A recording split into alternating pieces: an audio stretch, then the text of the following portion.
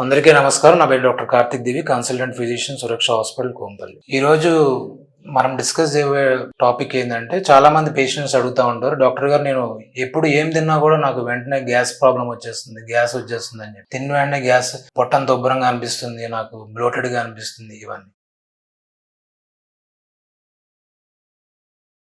Gas problem అంటే ఏంటంటే, మనం తినే ఫుడ్ బట్టి మనకి గ్యాస్ ప్రాబ్లం అనేది వస్తూ ఉంటుంది. ఎక్కువ మందికి ఏంటంటే, చాలా మందికి ఒబేసిటీ ఉన్న వాళ్ళు గ్యాస్ ప్రాబ్లం ఈజీగా అబ్జర్వ్ చేస్తారు. ఎందుకంటే వాళ్ళకి ఆల్రెడీ కొంచెం మూమెంట్ అనేది లేకపోవడం వల్ల గ్యాస్ ప్రాబ్లం అనేది వస్తుంది. మనం తినే ఫుడ్లో కూడా ఎక్కువ కొంచెం కొన్ని రకాల ఫుడ్స్ లైక్ స్పినాచ్ కానీ, పప్పుకూరలు కానీ, స్పైసీ ఫుడ్ కానీ, ఫ్రైడ్ ఐటమ్స్ ఎక్కువ తిన్నా కూడా ఈ గ్యాస్ ప్రాబ్లం అనేది ఎక్కువ వస్తుంది. అండ్ తినేటప్పుడు మాట్లాడుతూ తింటారు ఉంటారు కొంతమంది. మాట్లాడుతూ తినడం వల్ల కూడా కొంచెం గ్యాస్ ప్రాబ్లం అనేది, స్ట్రాస్ ఏమైనా మనం తాగినప్పుడు కూడా స్ట్రాస్ యూజ్ చేయడం వల్ల కూడా ఎక్కువ ఎయిర్ అనేది లోపలికి ఎంటర్ అవ్వడం వల్ల కూడా గ్యాస్ ప్రాబ్లం వస్తుంది. ఇది కాకుండా దీన్ని పరిష్కరించుకోవాలంటే ఏం చేయాలి అంటే, మీరు ఫుడ్ అనేది కొంచెం మంచిగా నవిలి స్లోగా తినాలి. ఫాస్ట్గా తినడం వల్ల ఎక్కువ ఎయిర్ అనేది ఎంటర్ అవుతుంది, ట్రాప్ అవుతుంది కొంచెం. అండ్ తినిన తర్వాత కొంచెం నడవాలి. కొంచెం నడిస్తే ఏంటంటే మీకు గ్యాస్ ప్రాబ్లం అనేది తగ్గుతుంది.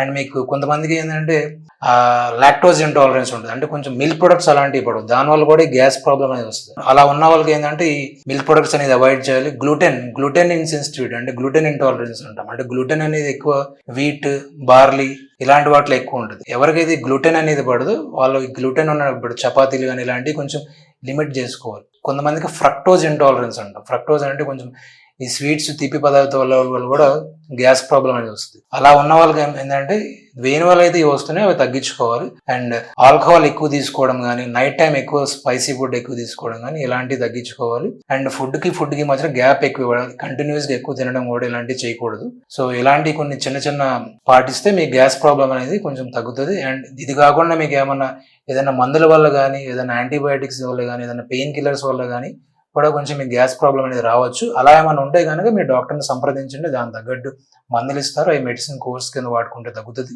ఏమైనా ఇన్ఫెక్షన్స్ వల్ల కూడా గ్యాస్ ప్రాబ్లం వస్తే మీకు దానికి తగ్గట్టు ఎండోస్కోపీ అట్లా ఏమైనా చేస్తే అందులో కూడా ఏమైనా ఇన్ఫెక్షన్ ఉందో అది కూడా ఎండోస్కోపీ నిర్ధారించవచ్చు. ఆ నిర్ధారించిన తర్వాత దానికి సంబంధించిన మెడిసిన్స్ వాడినా కూడా మీకు గ్యాస్ ప్రాబ్లం అనేది తగ్గుతుంది. Thank you.